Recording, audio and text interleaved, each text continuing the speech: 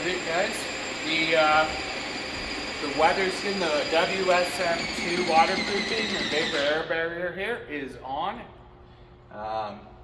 It is going to become tacky within 30 minutes. Within a day, it'll have cured. You can recoat this product fairly soon after you do a coat. When you're doing the waterproofing, you can also get quite a bit of high build out of it. 30 mil at a time when you're doing the waterproofing. Doesn't need to be aesthetic, but the product has very low hang time, wants to drip very little compared to some lower viscosity products. I'm just going to walk you around the building so you guys can see it. So we have coated the underside of this flashing and put the seam tape in there as well. Same thing at the bottom with the top side.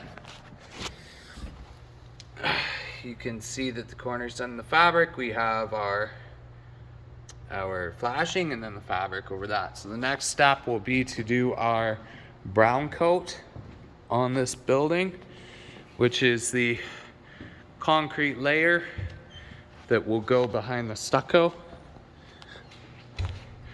But right now she's all coated, the vapor barrier is on.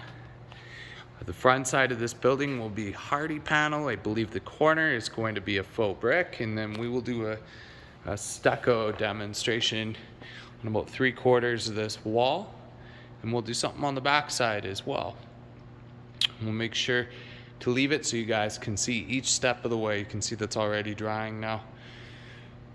So it won't take long. This product's very low VOC product, well under any thresholds. It's acrylic and it's water cleanup. So easy to clean up, easy to work with until it's cured.